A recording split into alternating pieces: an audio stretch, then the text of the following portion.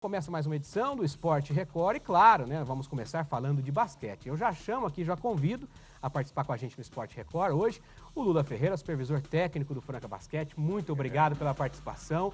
O Lula, ele que, além de supervisor técnico do Franca, né, o Lula, ele foi técnico da seleção brasileira de basquete, foi técnico do Coque Ribeirão, ganhou muita coisa e agora fazendo história também do Franca Basquete. Obrigado pela participação, viu, professor? Boa tarde, Guilherme. Boa tarde aos amigos da Record. É uma satisfação estar aqui. Obrigado pelo convite. Professor, a gente já começa falando, né? Claro, a gente vai pôr aqui no telão, mais uma renovação do Franca Basquete. Saiu agora há pouco nas redes sociais, né? Nós temos aí o Charles Hinkle, 36 anos, ele que é ala do Franca, renovou. É uma escolha sábia aí, porque é um jogador que fez a diferença nessa temporada e nesse título do NBB, né? Verdade, Guilherme. A comissão técnica, né? O Elinho, comandada pelo Elinho e o Pablo, obviamente, e a gente vem fazendo uma avaliação primeiro interna de como foi o rendimento de cada jogador, independente do título, obviamente, o encaixe disso para o ano que vem. E o Charles, ele demonstrou, mesmo tendo chegado no meio da competição, porque ele só começou a atuar em dezembro e a temporada começou em agosto, mas ele mostrou muita qualidade. Ele foi um jogador que, em termos de ambiente, se adequou perfeitamente ao sistema do SESI Franca Basquete. E a parte técnica muito boa, um jogador arremessador canhoto de boa qualidade.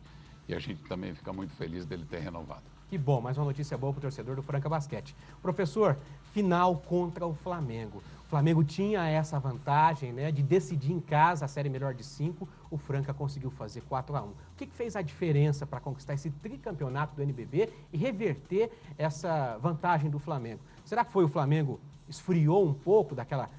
ter ganhado de 3-0 do Bauru e depois o Franca jogar mais contra o Minas, deu mais fôlego para o Franca, ou a torcida ali fez a diferença também? Olha, Guilherme, eu acho que foi uma conjunção de fatores. Eu colocaria um fator muito importante nessa decisão a nosso favor, do planejamento que a comissão técnica fez.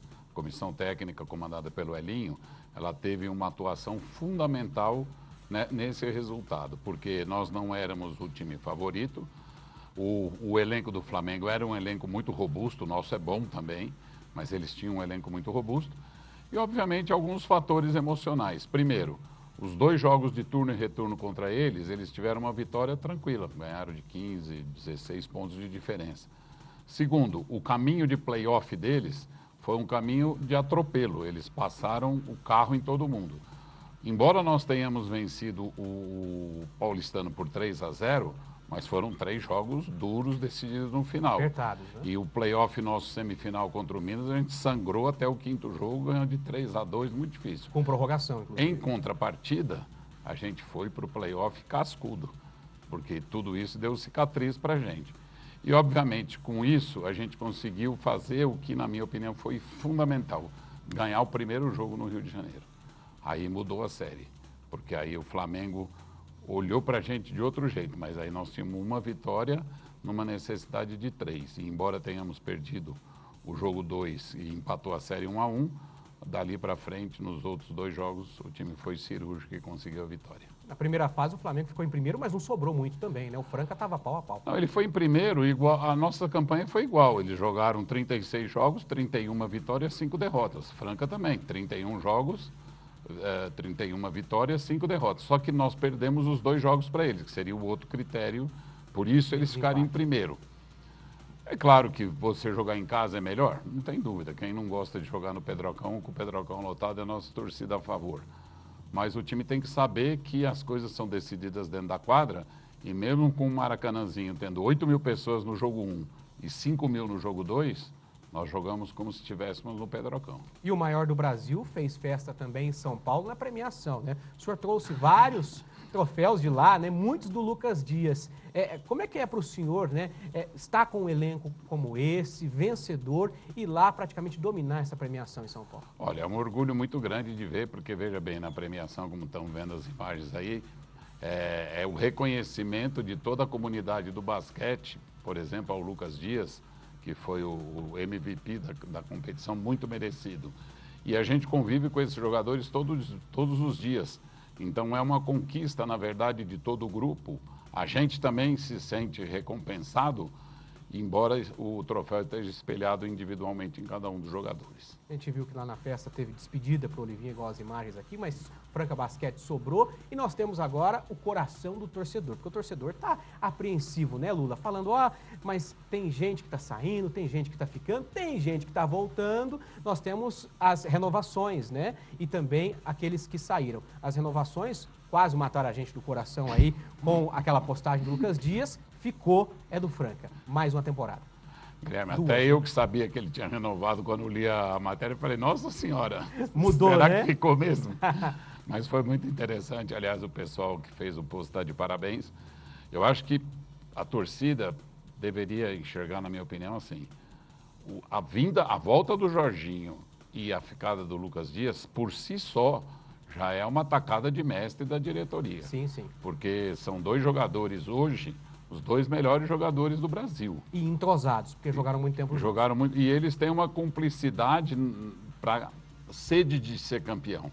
Porque esse viés, ele tem que pertencer ao jogador que vier defender a camisa de Franca. Não importa o nível do time de Franca, você tem que querer ser campeão. E porque a camisa pesa e pesa muito. Pesa e pesa muito. Temos também as outras renovações, né, os outros jogadores que ficaram, são jovens da base, né? Aqui o Natan Mariano e também o Paulo Zulu. São peças importantes para formar um elenco para as próximas temporadas também, né? Sem dúvida, e essa é a representação do trabalho da base, porque o SESI Franca Basquete, ele trabalha da base inteirinha, desde os 12 anos até os 20 anos, que é a idade dos jogadores da base.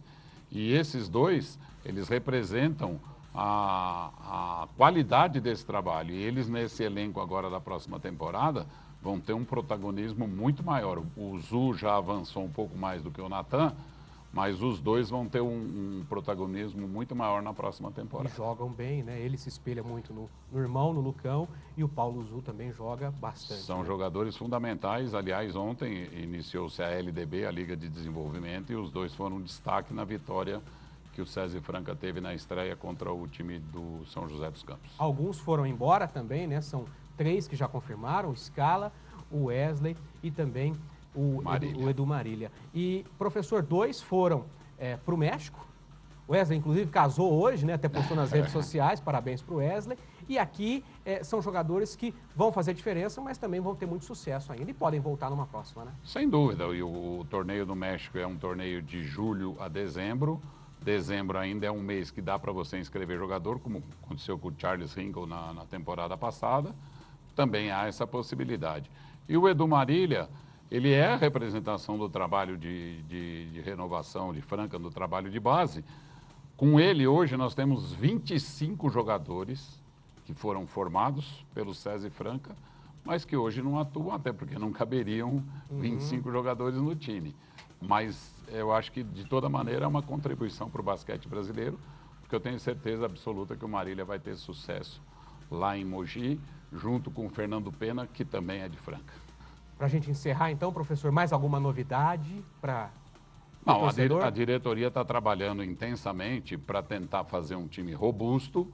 A gente já considera que o que já foi renovado e os jogadores que vieram já é uma equipe muito competitiva, mas, evidentemente, uma outra peça ainda pode se ajustar. Professor Lula, muito obrigado pela participação no Esporte agradeço, Record. Franca Basquete, que é tricampeão do NBB, campeão da Champions e campeão também do Mundial. E agora o Franca Basquete, que vai disputar esse ano o Paulista de Basquete também, o NBB e, claro, a Liga de Desenvolvimento, Super 8 provavelmente, Super 8. e também a Champions, né? Professor, obrigado. Eu que agradeço, queria só deixar registrado o nosso agradecimento a todo o apoio que a Record deu na divulgação do basquetebol de Franca. Muito obrigado. Obrigado, professor, conte sempre com a gente. Obrigado.